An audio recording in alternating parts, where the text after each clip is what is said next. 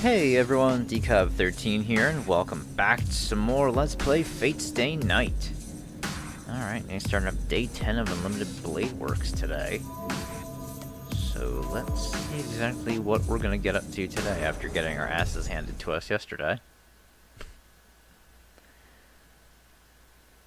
Really underestimated what Kuzuki was capable of, huh? Day 10 Strike Lovers.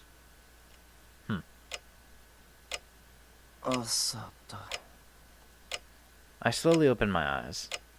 The night that I thought would last forever ended before I realized it. I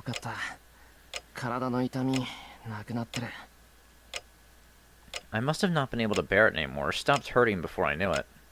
Either way, I don't feel any further pain, nor do I feel sleepy or sluggish. I was able to sleep for about 3 hours, and my mind is pretty clear.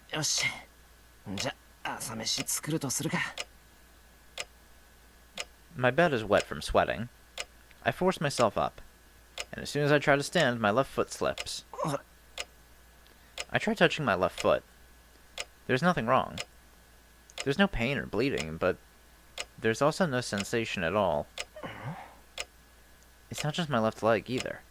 I don't feel anything in my left arm.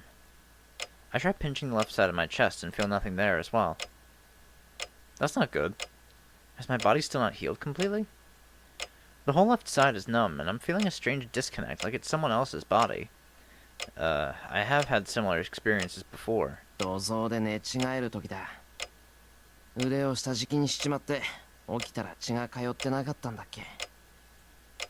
Yeah, of course. This is similar to the numbing that one gets when the blood circulation in their limbs temporarily gets cut off. Well, I can move it, so I guess it'll go back to normal eventually. Though my limbs react frustratingly slowly, like I'm moving them by pulling a lever. It hopefully won't affect my daily activity if I'm careful.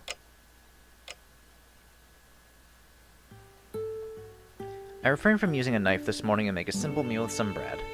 My dominant hand, the right hand, is safe, so I can use a frying pan. I cook bacon and eggs, prepare instant clam chowder for the three of us, and somehow manage to set up the table.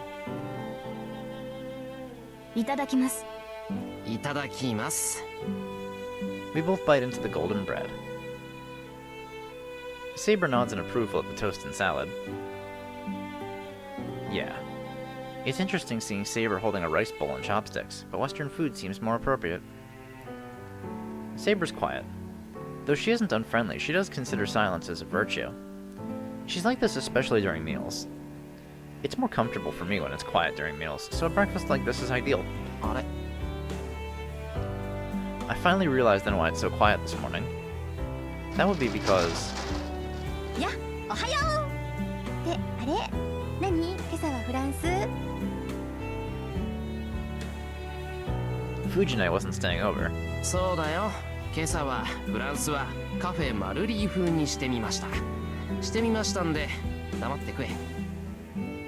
I hand Fujine her mug. その割にはそこはかとなくインスタントの匂いがするよ、シロ。気のせいだ。起きたばっかりだから鼻が利かないんだろ。そっか、言われてみればそうかも。あ、セーバーちゃんもおはよう。昨日は帰れなくてごめんね。Fujine gulps down hot clam chowder like a sports drink. She must have some kind of special coating along her esophagus. おはよう、タイガー。昨夜は姿が見えませんでしたが、何かあったのですか？ちょっとお仕事じゃないか。単にお見舞いに回ってるだけなんだけどね。それも昨日で終わったから、今日からはまたのんびりできるなり。She puts margarine on her toast. Though it doesn't really matter, Fujine doesn't use butter for some reason. I try asking why, but I feel like I get some sort of stupid response. I'll table that for another day. なあ、藤根。入院したやつで重症なのは何人ぐらいいるんだ？重症な子はいないよ。今は病院で様子を見てるだけで、週が明ければみんな元気に登校できるって。だから大丈夫よ、シロ。今回の事故は気にしないで、気楽に行っていいんだから。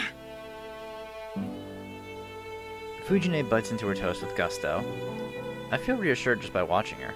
She really looks unconcerned. そっか。それはよかった。そうそう。世はすべてこともなし。私も今日の夕ご飯を楽しみにしてるのだ。 That peaceful smile. Yeah, at times like this I'm reminded that Fujine is still Fujine. それじゃあ行ってくる。今まで通り留守番よろしくな、セイバー。はい、それはいいのですが、シロ、台所に食事の作り置きがないようでしたが、今日は昼食抜きなのですか？いや、今日は土曜だから早く帰ってこれるんだ。少し遅くなるけど昼飯時には戻ってくるから、昼ご飯は。そうですか。シロ、そういうことはきちんと言ってもらわねば困ります。どうも今朝のシロは気が緩んでいるようです。 And that's how she finds out. いや別にないぞ。昨日の今日で体がまだ重いけど、こんなのすぐに戻る。 Sensation hasn't returned to the left side of my body yet, but there should be no problem as I can still move it. I don't need to make Saber worry over something like this. まあ確かに悪かった。食事はセイバーの唯一の趣味だもんな。謝罪の意味も込めて昼飯は5銭にするから、それで帳消しにしてくれ。 I wave goodbye and go to the door. 何か今の言いようは納得いきません。私はただ食事を抜いては有事の際に力が出せないと。いいからいいから。それじゃあ留守番よろしくな、セイバ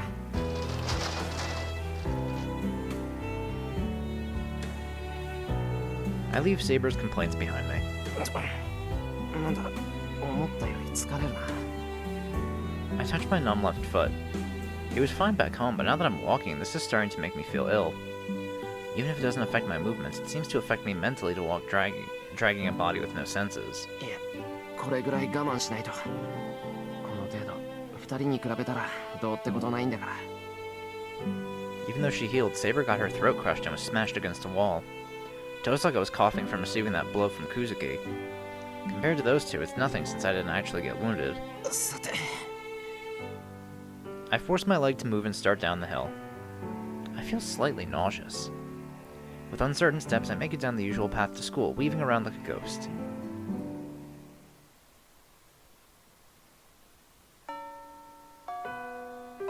And so, school's over before I know it.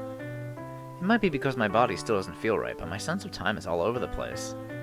I don't remember any of the material from class, and I'm not too sure of what I did either. まずいかな、やっぱり。You think? The left side of my body doesn't change. It makes me depressed feeling so numb for this long. なんか感じないくせに重くなってきた気がするし。 My nausea isn't going away, and of course Kuzuki wasn't at school.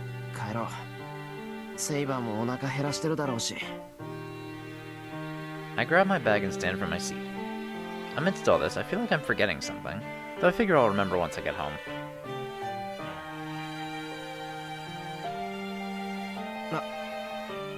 Once I finish walking up the hill with my numb left foot, I remember what I forgot. そういえば、遠坂と話をするの忘れてた。 Oops. So preoccupied was I that it completely slipped my mind. My spacey, hazy mind. Well, I'm sure nothing important happened since she didn't immediately come find me. Considering my condition, I can just contact her once I get better. ただいま。 I call out in a loud voice so Saber can hear from her room and go straight to the kitchen. I put the ingredients that I bought in the refrigerator, wash my hands, and put on my apron. The plan is to make cod for dinner, so for lunch it'll be some kind of meat or poultry. A meal of chicken teriyaki for the main course sounds good, so I get to work on that. シロ、帰ったのですか？ Saber must have heard the noise as she comes in from the porch. ああ、遅くなってすまない。すぐに飯にするから休んでいてくれ。セイバーもお腹減って。 Crap. I got distracted by Saber and dropped the plate in my hand. シロ、食器が割れていますが。うん。皿を割るなんて初めてだ。 I'm surprised myself. Surprised enough to say something stupid, too. すまん。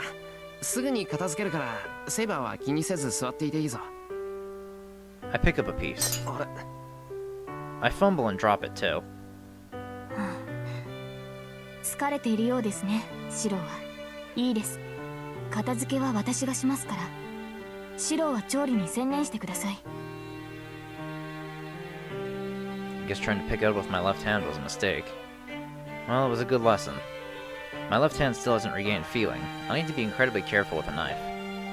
シロ、無理せずとも結構ですから単純な料理をお願いします。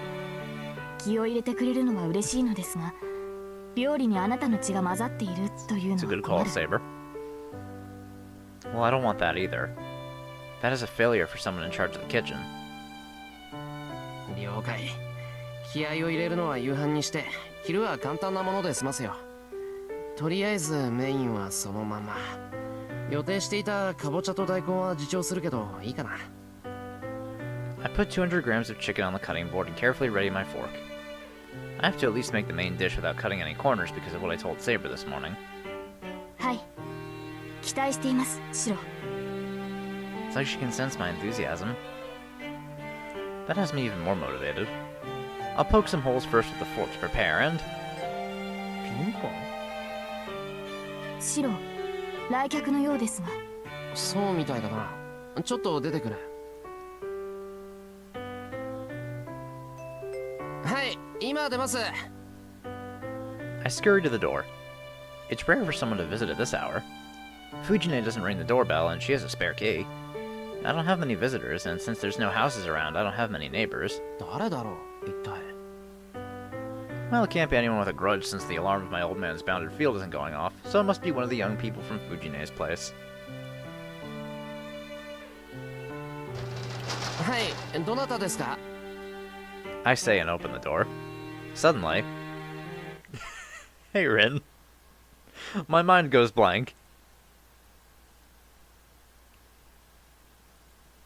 We stare at each other in silence. Well, Tosaka looks angry. I'm still not sure what to make of this. 遠坂、なんで？定時連絡エミヤくんがすっぽかしたから。定時連絡をすっぽかしたって。そりゃ確かに遠坂と会うのを忘れてたけど、そもそもそんな決まり事はあったっけ？ Tosaka glares at me silently. This is bad. I don't know why she's mad, but it must be bad. すまん。忘れてたのは謝る。協力者として定時連絡は当然の義務だった。そうよ。状況は何も変わってないんだから、お互いの確認は当然じゃない。I sigh with relief. It's surprising enough to have Tosaka at my door, but having her show up like this guns blazing might as well be an out-of-body experience. I have to solve this real quick. My nerves can't take this kind of thing, especially right now. 話は分かった。連絡はすぐにするから、遠坂も帰ってくれていい。ここまで来てもらってわざわざすまなかった。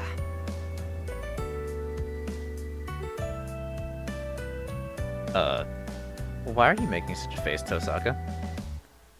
遠坂、要件は分かったから、ひとまず帰って橋の下の公園で落ち合うんじゃないのか。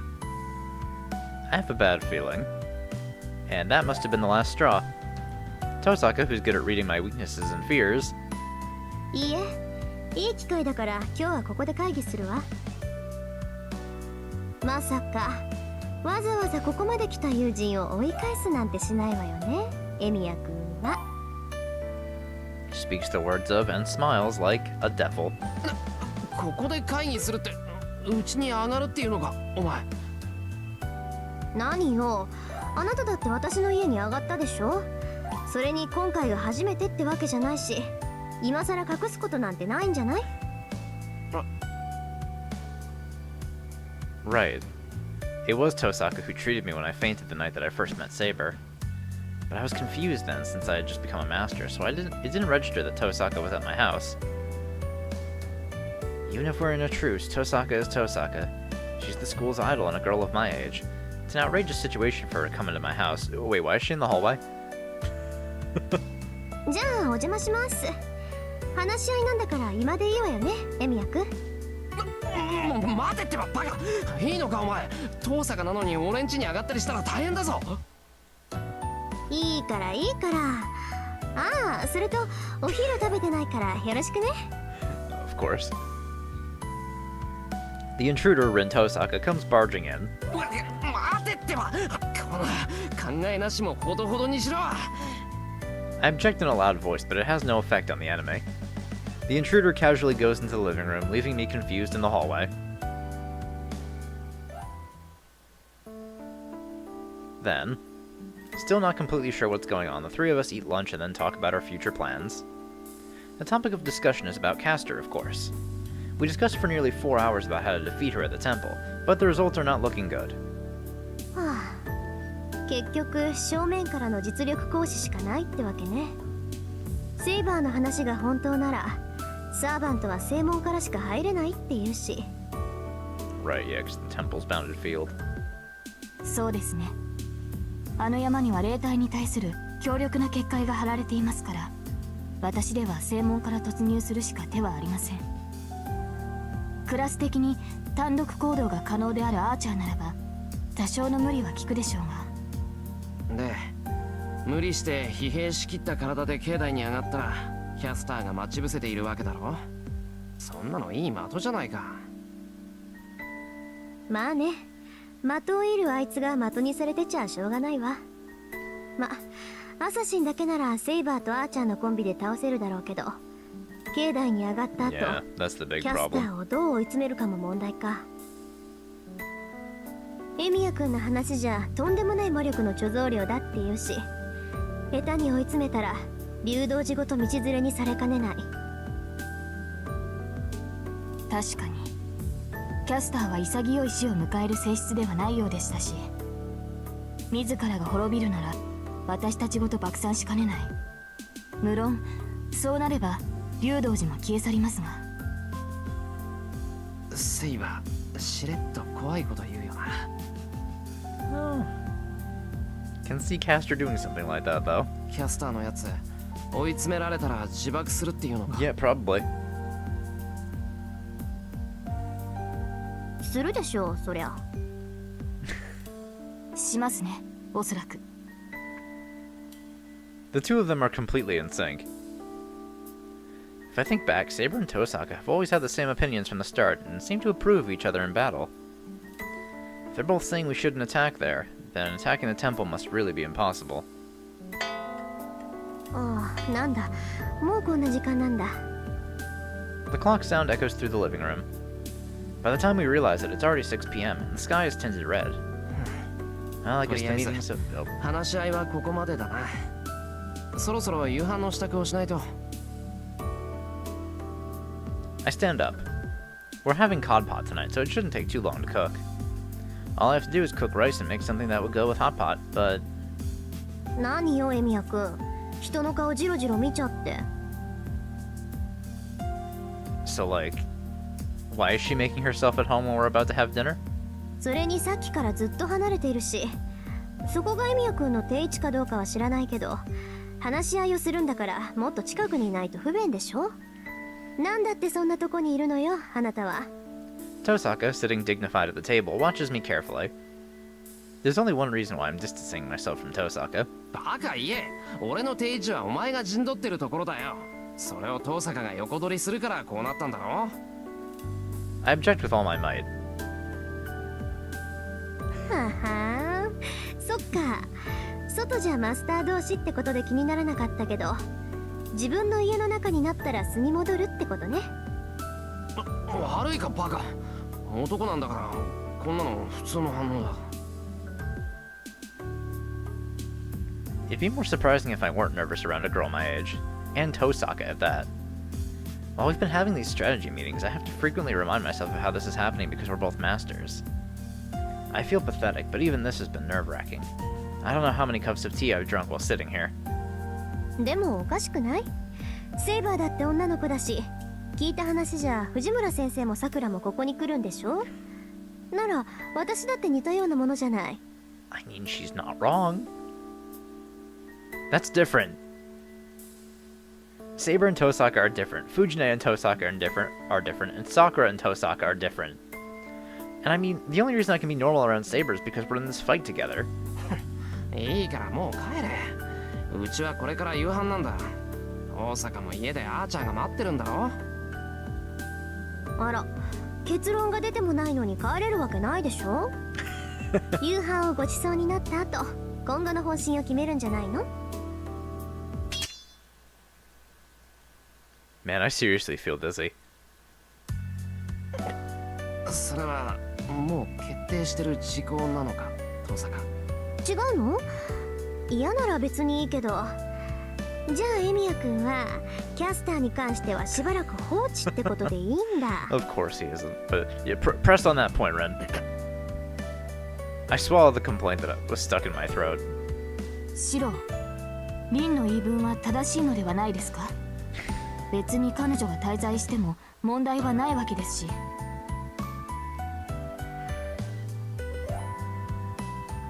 To top it off, Saber even takes Tosaka's side. わかった。けど飯が口に合わなくても知らないからな。それと藤村先生も来るだろうから、その時はお前が解き伏せてくれよ。分かってる分かってる。エミヤ君の料理の腕はお昼で確認済みだし、藤村先生のことも知ってるわ。両方とも承知の上だから気にしないで。後悔しても知らないからな。I look away and face the kitchen. Then, I wash my hands and go to put on my apron, but I find that it isn't where it always is. No. First of all, I don't remember taking it off after preparing lunch while worrying about Tosaka watching me. あれ？ I look around. She laughs at my confusion and... それと言い忘れてたけど、男の子としてエプロンをつけたまま動き回るのはどうかと思うわよ、エミヤ君。 just left it on. Takes a parting shot with a smirk on her face.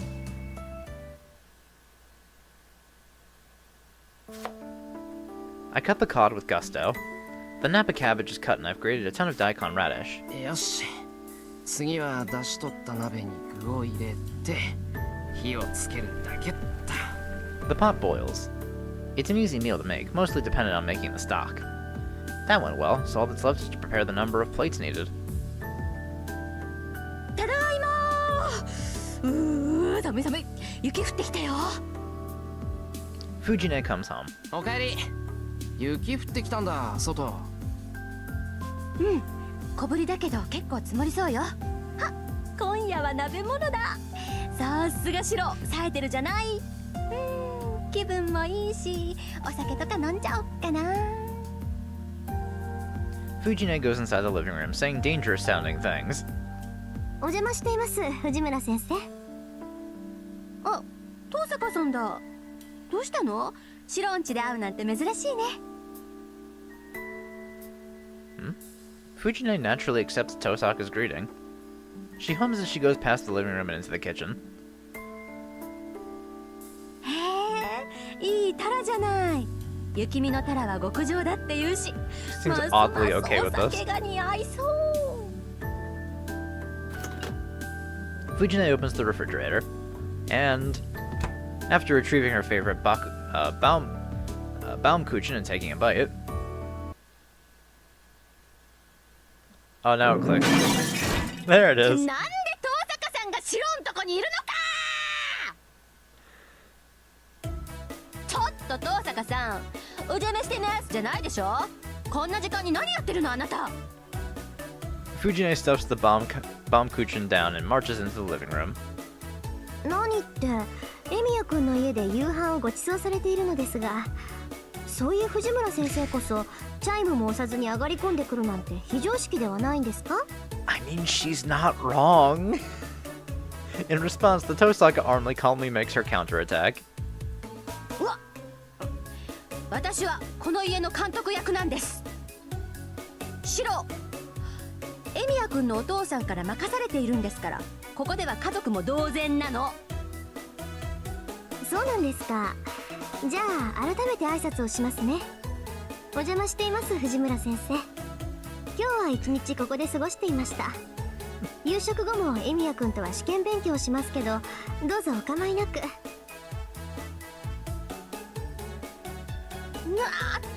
ー、シロじゃなくてエミヤ君、これはどういうことですか？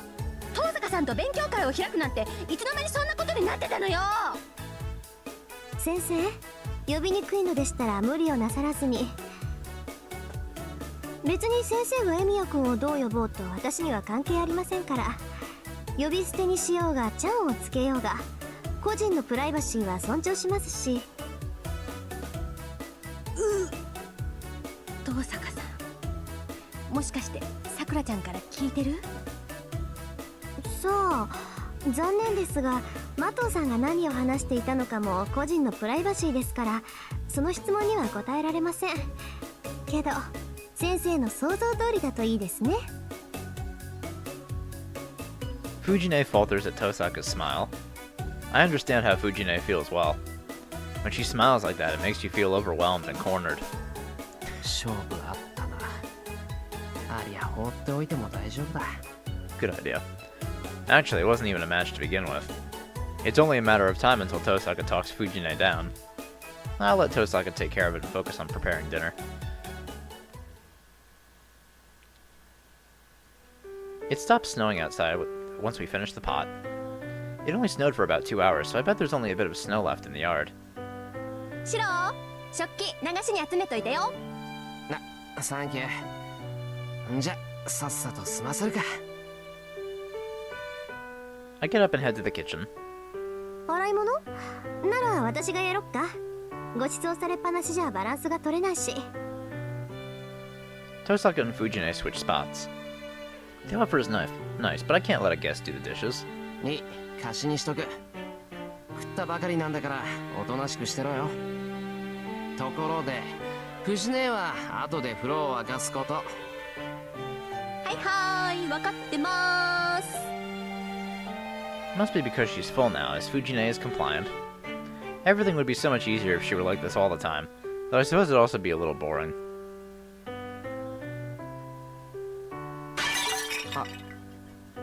I dropped another plate. It's been 20 minutes since I started doing the dishes. This is the second plate I dropped. There's no excuse, even if my left hand is numb. I'm really dropping the proverbial ball if I'm being clutched just from this. If I'm being honest with myself, I should stop until my arm no longer feels this way, but I quickly shake that thought off. I roll up my sleeve and continue washing the dishes. If this were something else, I could maybe excuse it, but I refuse over something coming from me. There's no way I'm going to lose to myself. I refuse to admit defeat. And as a result, the damage taken increases. This is the third plate now. Fortunately, it didn't break since I put a bath towel on the floor after I dropped the first one. So it shouldn't be a problem, but... It's really awkward feeling Tosaka's eyes on me whenever I drop a plate. 藤村先生、エミヤ君っていつもああなんですか？ I hear Tosaka's voice from the living room. バカ言わないで。シロはお皿を割ったことなんて今まで一度もなかったんだから。きっと遠坂さんを意識して緊張してるのよ。もちろん外敵として。Because you're the enemy. Leave it to Fujine to hit a bullseye on the dig. Tosaka ignores that and stares at me. This is hard. Half my body is already numb, so it distracts me when she watches me that earnestly. Oh, shoot. I click my tongue and look down at the broken plate. This is the fourth one now. I could see it coming, but my left hand didn't move fast enough. I slowly look behind me. She's watching me. Tosaka scrutinizes me from her place at the table. Then, she suddenly gets up and walks over to me. エミヤ君、私がやるから休んでいて。いや、それは。割れた皿は踏まないでね。どこにしまえばいいのかは見当がつくから、あなたはお茶でも飲んでなさい。Tosaka rolls up her sleeves and stands by the sink. I don't think I can do anything about this. It's a Herculean task to stop Tosaka when she makes up her mind, and to be honest, it's frustrating, but there's something strangely picturesque about Tosaka standing there doing something so mundane.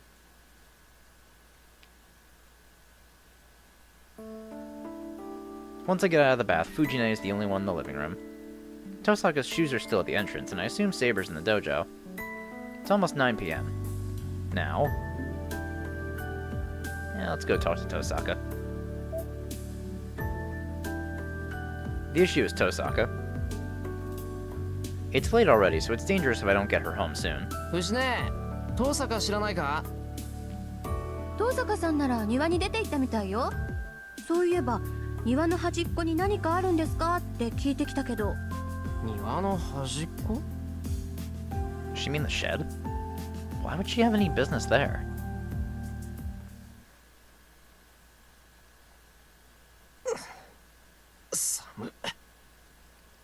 The winter air is quick to cool my warm body. Cloud cover keeps the stars from shining, and there's a fine layer of snow on the ground. たく、この寒い中、外で何やってんだ、遠坂は。I shiver and cut across the yard. While making my way to the shed, I consider getting a coat the next time I go shopping. エミヤくん。エミヤくんじゃない。こんなところで何やってんだよ、遠坂。もう時間も時間だし、のんびりしてる暇はないんじゃないのか？ああ、そうね。確かに寒いわよね、ここ。She's suspicious. She's acting so suspicious that I'm starting to get curious about what she was doing. 遠坂、土蔵の扉開いてるな。私じゃないわよ。初めから開いてたんだから、それ。おかしいな。外から鍵かけてたはずなんだけど。それこそ冤罪よ。そもそもそのオンボロ、内側にしか鍵ないじゃない。And how do you know that? うん、そうそう。土蔵はいつも開けっぱなしで、中からじゃないと鍵はかけられない。で、なんでそんなことを知ってるんだ、遠坂。Come on, Rin, you fell for that. She clicks her tongue in acknowledgement of her screw-up. I'm beginning to understand that Tosaka's pretty bad at handling surprise attacks she hasn't considered before. まあいいけどな。土蔵の中、何もなかっただろ。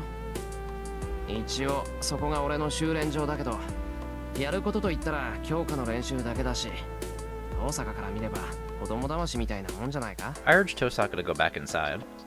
However... そう。やっぱり自覚はないのね、あなた。Hmm? Tosaka glares at me as if I'm a challenge to surmount. 遠坂。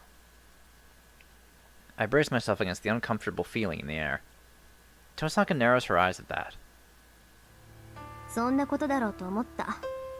作り出している本人がそんなんじゃ失敗するのも当然よね。ちょっと待て。それ、投影魔術の話なのか？そうよ。土蔵に転がってた中身のない複製品の話。あれがどれくらい馬鹿げたことか、エミヤ君にはわからないでしょうね。手順や略式もなし、強化の延長で投影をしようなんていうあなたは全てにおいてデタラメよ。悪かったな。いいだろ。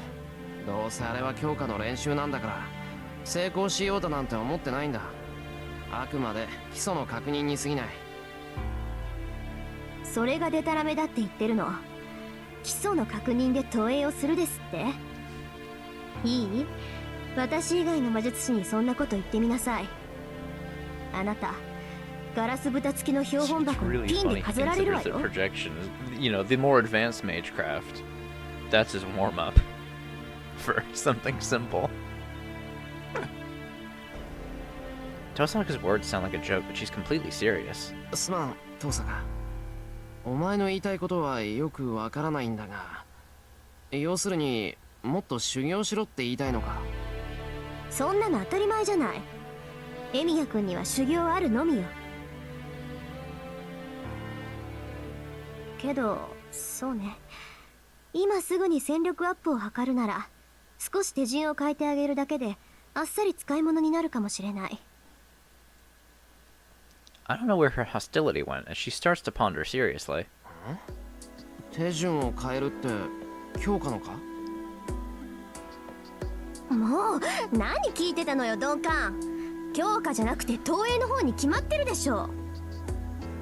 半人前のする強化なんて当てにならないけど、投影だけは別よ。一時的にせよアーチャーの剣を投影したんだから、再現できれば即戦力じゃない。遠坂、そりゃいちいちもっともなんだが、昨日のは偶然だ。もう一度やれって言われても多分できない。それが半人前だっていうの。できた以上は偶然だろうが必然だろうがものにしなさい。だいたいあんたのは偶然なんかじゃない。私みたいに外界に働きかける魔術師は再現できない魔術なんて山ほどある。けどあんたは材料を全部内界から出してきてるんだから、あんたが生きてる限り再現できない魔術なんてないのよ。内界から出している。 But isn't that obvious? Magical energy is created from the magic circuit within you, so it's all coming from within you. はあ、独学でやってきたからしょうがないんだろうけど、かなり重症よね。投影はともかく他のことは一から教えてあげないとダメか。 Yeah, you're really gonna have to do that. Tosaka sighs dramatically. I know I'm an amateur, but it gets my gall when Tosaka says so. 余計なお世話だ。今まで一人でやってきたんだから、これからもなんとかなる。それより話し合いはどうするんだよ。もうこんな時間なんだ。いつまでも道草してらんないぞ。時間って今何時なの？9時になったところ。女の子が夜出歩く時間じゃない。なんだ、まだ全然早いじゃない。まあ、エミヤくんがそう言うなら手っ取り早く片付けましょうか。 Tosaka nods and heads back towards the house. まだ早いってどうしてさ。 It's pretty dangerous for a girl to be out this late. 9 is like midnight. Yet for her to say it's still early, Tosaka is not aware. Is Tosaka not aware she's a girl? いや、怖いことを考えるのはやめよう。Don't think that. Also, 9's like midnight. Alright, Grandpa. I shake my head and erase the ominous thought from my head. ちょっと早く来なさいよ。 Tosaka calls back. In response, I run to the porch.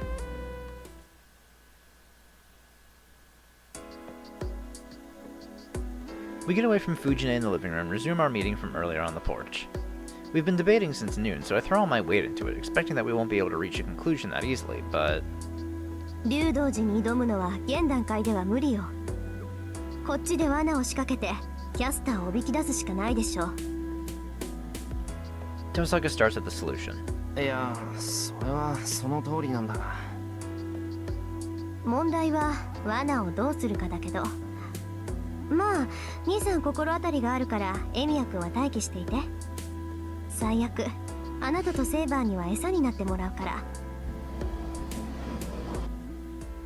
She says something dangerous like that, then opens the exterior sliding door. The cold air comes in. This porch must be special, as it's only slightly chilly. The same as that night 5 years ago. This porch is the only place warm enough to be able to watch the moon even during the winter. いい結界ね。私の家とは違って人間の情を感じる。 She sits down on the porch and stares into the yard. ちょっと付き合わない？なんでもない話があるんだけど。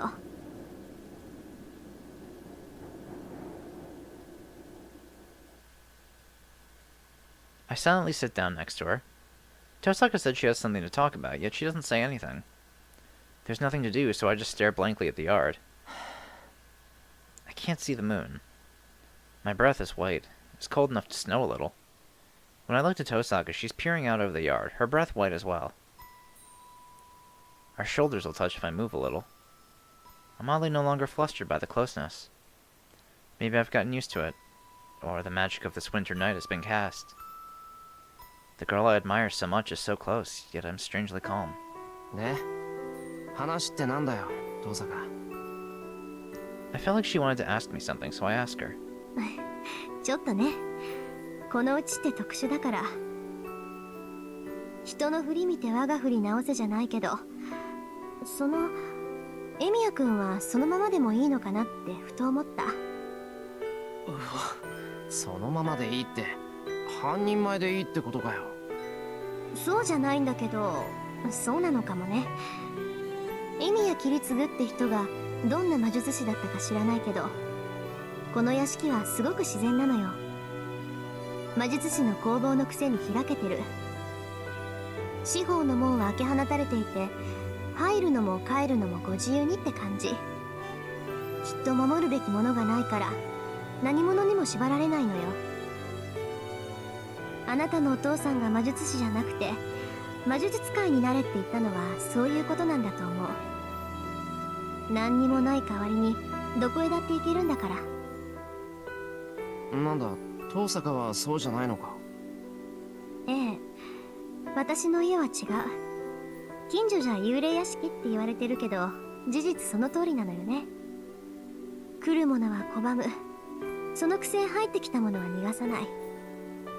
時々ね、なんか違うなって思うんだけど、これが変えられないのよ。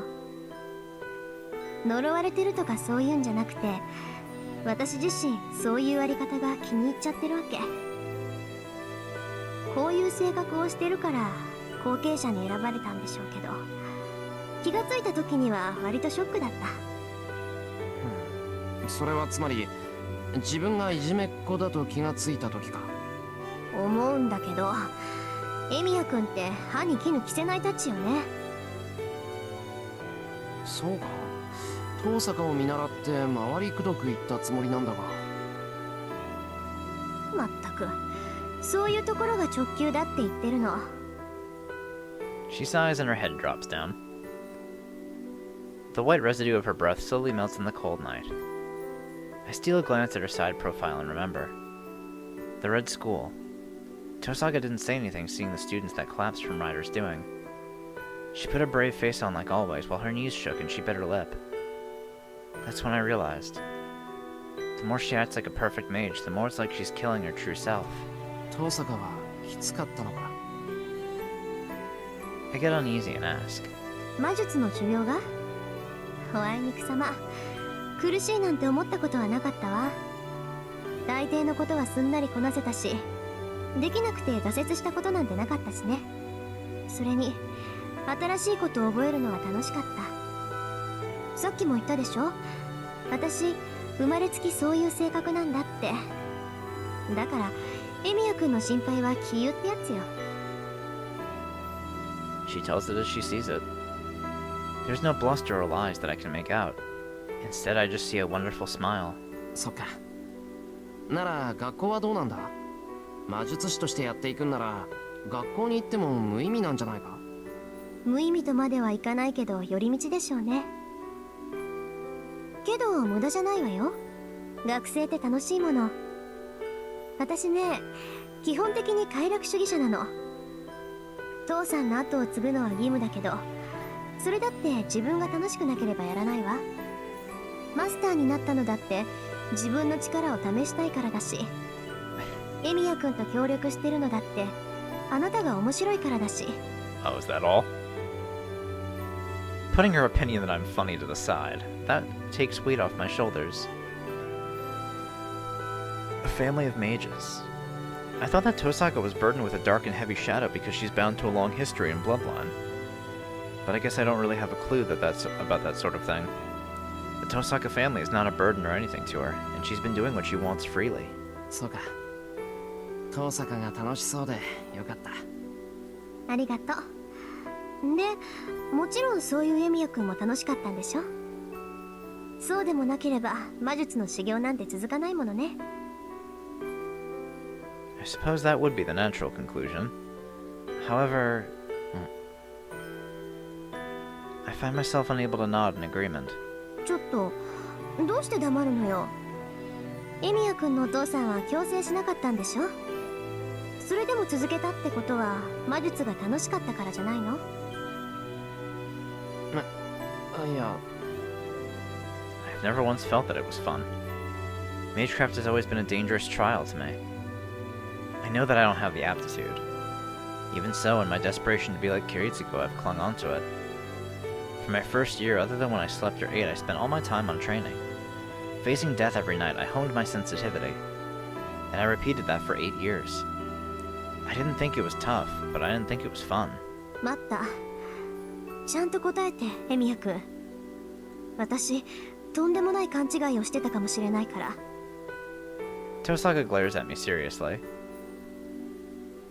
I'm stuck. If she makes a face like that, I can't not answer. そうだな。魔術の修行を楽しいと思ったことはなかった。魔術の修行も魔術そのものも楽しいと思ったことはない。けど俺は周りが幸せならそれで嬉しかったんだ。だから魔術を習っておけばいつか誰かのためになれるかなって。俺はキリツグのような正義の味方になりたかった。そのために魔術を習ってきた。と俺の理由なんてそんなもんだけど。じゃあ何？あんた自分のために魔術を習ったんじゃないの？いや、自分のためじゃないのかこれって。誰かのためになれれば俺だって嬉しいんだから。あのね、それは嬉しいんであって楽しくはないの。いい？私が言ってるのはエミヤくん自身が楽しめることよ。周りはどうこうじゃなくて自分から楽しいって思えることはないのかって聞いてるの。 Tosaka's practically roaring. Even if she says that, I can't answer. I can't think of anything that's fun for me. And most of all, I don't have the right to have such desire. 頭きた。要するにあんた人のことばっかりで自分に焦点が合ってないのよ。 Tosaka suddenly stands and points at me. 父さん、指。 Her nail is digging into the tip of my nose. うるさい、口答えするな。ああ、もう似てるって思ってたけど、まさかここまで一緒とは思わなかった。 Talking about Archer, huh? She rejects my objection and closes in on me even more. 待て、落ち着け父さん。お前なんでそんなに怒ってるんだ。それがわからないやつだから頭に来てるの。もうどうして誰も一言言ってやらないのよ。 Her fist shakes. All I can do is stay quiet. I can only do as Tosaka says until her anger subsides. Then, after she vents all her anger, いいわ、決めた。明日あんたに参ったって言わせてやるから。 she says as if smacking me with a glove. そうだな。まさかいつかの続きをする気か。 It goes without saying that I'm referring to our bout at school. I was cornered about to surrender, but we weren't able to settle the score since Ryder interrupted. そうよ、いいから首を洗って待ってなさい。とっておきにスペシャルなのを味合わせてやるんだから。 Tosaka psychs herself up before walking off towards the living room. I don't know what's going to happen. Am I supposed to be ready for anything? Anyway, I have to take Tosaka home. It's almost 10 p.m. I don't know what Fujine will say if I keep a girl out this late. 今なんて言ったのシロ？だから遠坂を送っていくって言ったんだよ。だってのにあいつどこうろちょろしてるんだ。 stay.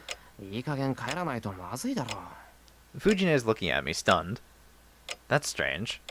I thought Fujine would approve right away, but she doesn't particularly seem to be in a rush. 遠坂さんなら今頃別棟じゃないかな。Yeah, she's gonna stay the night. お客さんだし、泊まるならちゃんとした客間にしないとダメでしょ。 Yep. よし、別棟か。ってふざけるな藤根。今何かおかしなこと言わなかったか。まあおかしなこと言ってるのはシロでしょ。今日はもう遅いから遠坂さんを止めるんでしょ。遠坂さん、さっきそう言いに来たけど。 This girl, I swear. 泊まるって遠坂が。そうよ。あ、けどおかしなことしたらダメだからね。私も和室で寝てるし、客間から悲鳴なんて上がったら一発であの世行きなんだから。Oh man, it's great.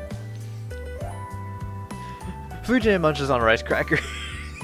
Just the fucking dichotomy of her saying, if you do anything to Tosaka, your ass is grassing on the lawnmower, and then she just munches on rice cracker. Oh man, she's great. She acts normal, as if she thinks nothing of the emergency she's describing. あいつ。 Looks like Fujine has already surrendered to Tosaka. ああ、ちょうどよかった。私右の客間を借りるから。 Then, I run into an alien while on my way to the outbuilding with the guest rooms. Her appearance makes my head spin. Tosaka's in her own clothes, not her uniform. And she's in the hallway of my house saying something crazy. ああ、これ泊まることにしたから、アーチャーに行って宿泊道具一式を持ってこさせたの。そんなわけだから寝巻きはいらないわよ。ちょっと大丈夫？疲れてるなら早めに寝なさいよね。明日の朝寝坊なんてしたら承知しないんだから。 She waves and disappears into the hallway that leads to the outbuilding. I dumbfoundedly see her off, then glance at the mirror in the hallway. My face is as red as an apple. Damn it. What is she thinking sleeping in the same house, even if we are still technically pretty far apart? 風呂入り直そうかな。 I'll pour cold water over myself and cool my burning face. I feel like I have to do so or else Tosaka's image will be stuck in my head and I won't be able to focus on my training.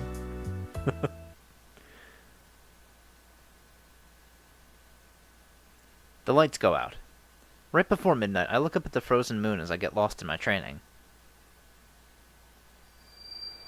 とりあえず I fill my spine with a new nerve. I make a magic circuit within my body, create magical energy like I'm breathing, and comprehend the structure of the bokuto in my hand. 基本骨子解明 I run magical energy through the sword and strengthen it. I analyze the structure, alter it, and reinforce it. 構成材質補強 The usual process is going too smoothly. I don't know if it's because I became a master, but strengthening got a lot easier. I used to only have a success rate in the single digits. I'm also able to make a magic circuit in a flash. No, it's not because I became a master. I'm just copying. His swords. I'm just imitating the Red Knight that I saw at Ryudo Temple. Copying his twin swords, his sword technique, and now even his breathing. 偽物だこんなの俺のものじゃない I can't help but feel self-hatred. My skills improved just by copying him. Even though I know this isn't my power, I have to rely on it.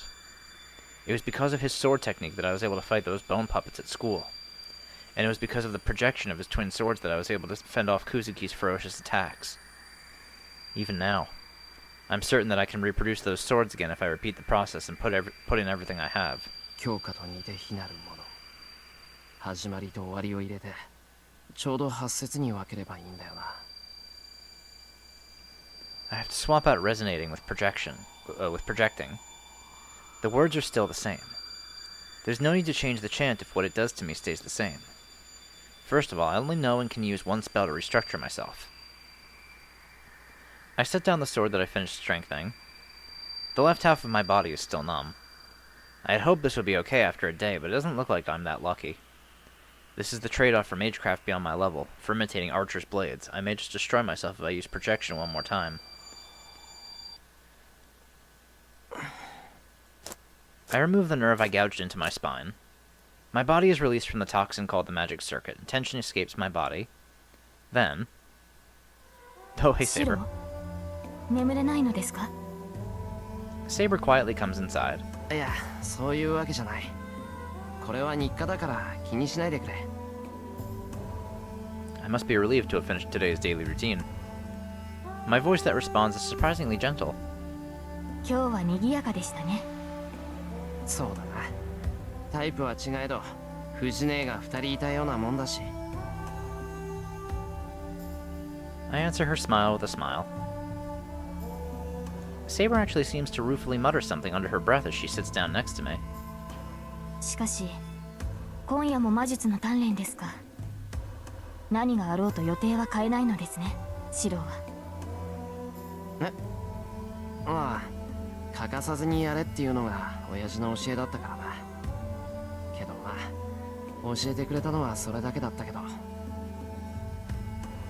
それだけでは魔術師としての知識もあり方も享受されてはいないのですかああそもそもさ教えるべき本人が魔術師らしくなかったんだよ困った大人だったな普段はぼーっとしていてどうも冴えなかった楽しむときは思いっきり楽しむんだなんて言って子供みたいにはしゃいでたし、あれで僕は魔法使いなんだなんて言われても信じられないって普通。 I can tell that I'm smiling as I talk about him. About the past. The 5 years from after the fire to his death. Thinking back now, that might have genuinely been the most fun time in my life. なるほど、そういう詩が好きだったのですね、シロ。遠坂に聞かれたら怒られそうだけど憧れてた。自由で全然魔術師っぽくなくても俺にとってはキリツグこそが本当の魔法使いだったんだ。まあそれにさ、自分以上に子供っぽいんでどうしても放っておけなかったってのもあるし。ええ、シロの気持ちはわかる。私にもメーガスはいたがそいつも子供のような人物だった。 Yeah. そいつ珍しいな、セイバーが人をそんな風に言うなんて。いいえ、彼は例外です。 He's an あれは exception. とんでもない老人だった。 Yeah. 尊敬していたし親愛も感じていましたが、同時にあらゆる厄介事のもとでした。 He's just 彼のい stewing たず over ら好 there. きさえなければ Fucking Merlin. もう少しまともな時代になったでしょう。なんかすごいなその言い方。まる He で is- 希代の悪 he's 人み trouble. たいじゃないか。悪人でした。加えてその色ごとに弱いというか、愛の多い人物というか、結局最後にそれがあだとなって幽閉されてしまいましたが、あの老人のことです。 Yeah, he きっと actually 今で is. ものんきに愛を語っているのでしょう。 I can't tell if she's fed up or ready to laugh. Saber both openly speaks of her past and seems to swallow back on saying more. And after a brief silence, シロ、あなたの半身はどうなっているのです？ say, of course she noticed. With an earnest, concerned gaze, she pushes me about something I don't want her to know about. なんだ、セイバー気づいてたのか。あれだけ皿を割っていれば誰でも気がつきます。 True. それでどうなのです？見たところ異常があるのは半身だけのようですが。いや、異常ってほどのことじゃない。ただ麻痺してるだけなんだから。 That usually means there's something wrong. I explained to her about how my body felt weird since this morning, how it doesn't affect my physical abilities at all, and how the cause must be the feedback from last night's projection magecraft. Saber looks at me with uneasy eyes. When I try to smile back at her to tell her everything is fine, 体の大部分が麻痺したままか。当然といえば当然だな。 oh hey Archer. The Red Knight appears, standing in the doorway. ハーチャー、 Saber turns quickly, protectively placing herself between us. To her, he is an enemy who attacked me. And he is also an enemy to me. 理想を抱いて溺死しろ。 Those words that he said before he slashed me would knock it out of my head. 何用だアーチャー。我らは互いに不可侵の協定を結んでいるはず。己が主の命を守るのなら早々に立ち去るがよい。 Archer doesn't answer and steps in closer. 止まるがいい。それ以上進むのならば相応の覚悟をしてもらおう。 Saber's hostility turns outright violent. いや、待つんだセイバー。あいつにその気はない。それにここで戦うわけにはいかないだろう。それはそうですが、シロ。いいから。で、要件は何だよ、アーチャー。お前のことだ。挨拶しに来たわけでもないんだろ。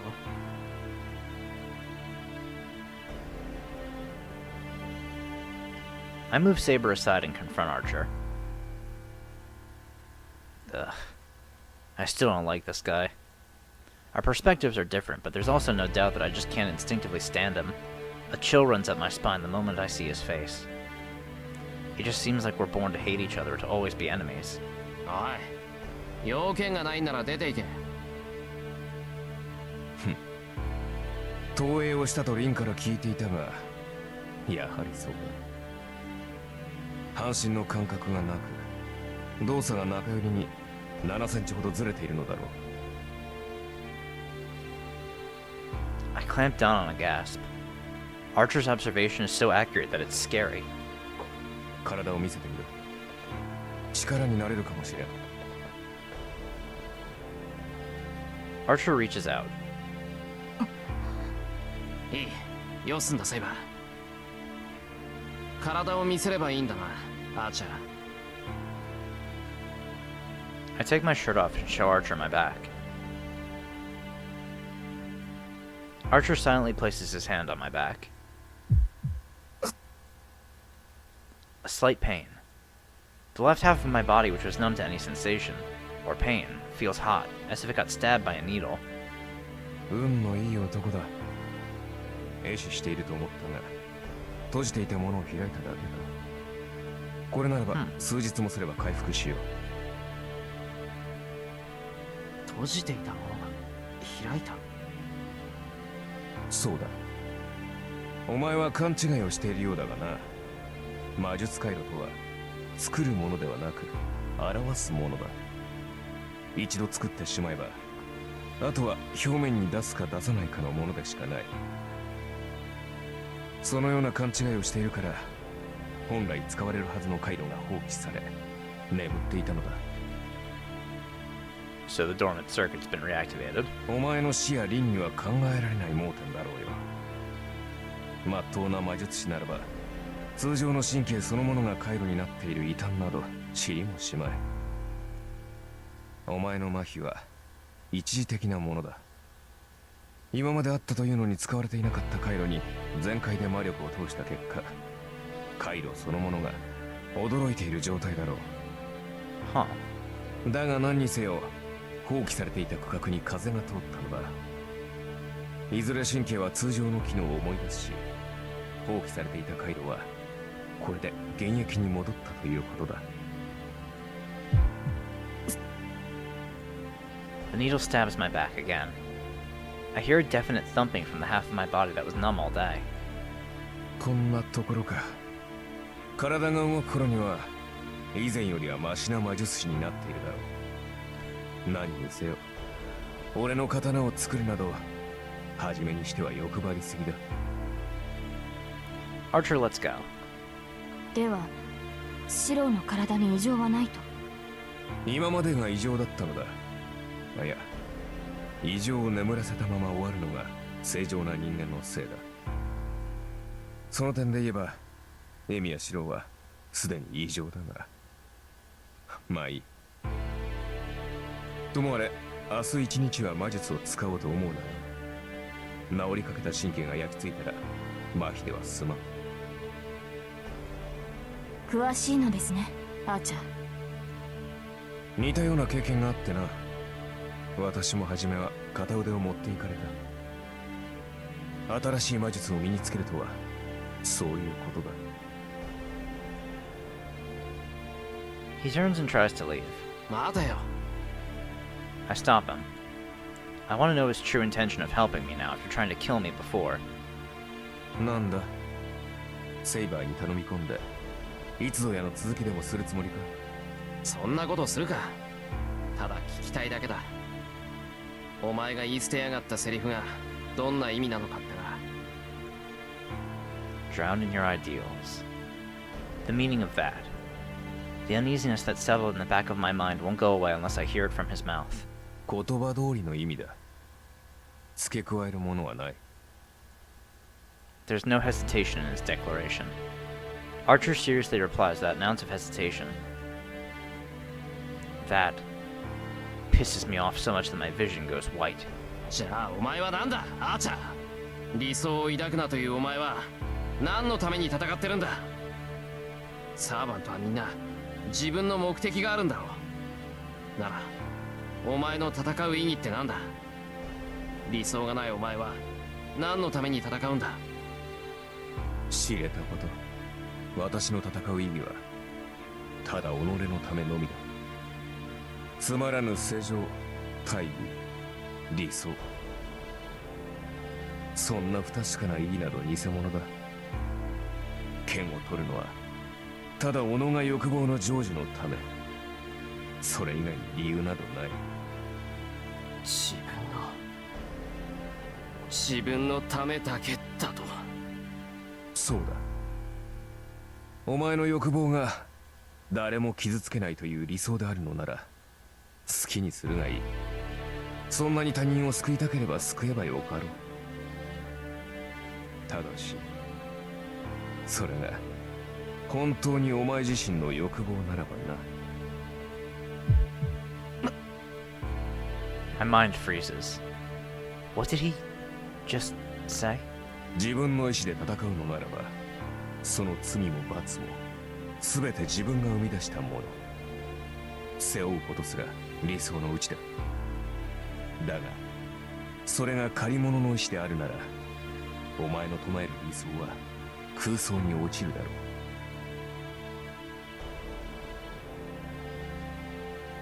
In other words, it is a fake. 戦いには理由がいる。だがそれは理想であってはならない。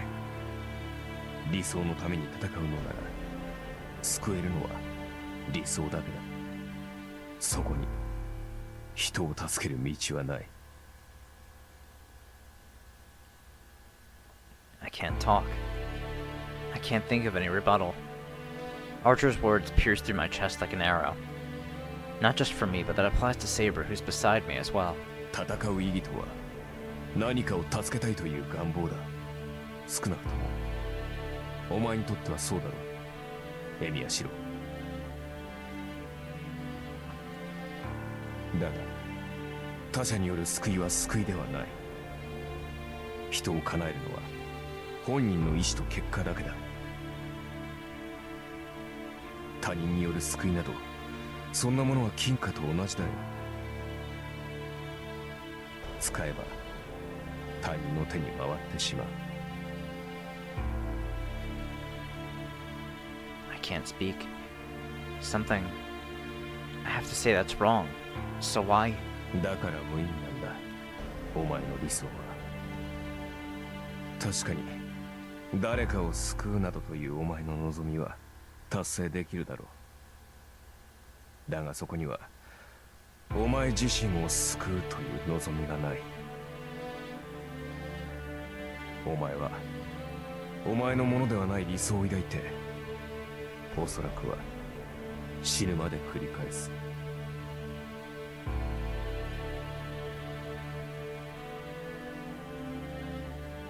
That's wrong. 私が言いたかったことはそれだけだ。人助けの果てには何もない。結局他人も自分も救えない偽りのような人生だ。 The red bat goes further away into the distance. I can't find the words to say.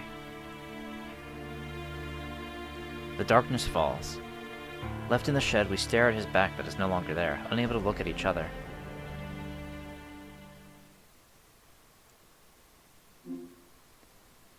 Alright. Guess on that note, we'll end things off here for today. And the next one, I guess we're gonna... Rin's gonna do something to us? I don't know. Alright, well, I'll see you all then. Alright, bye.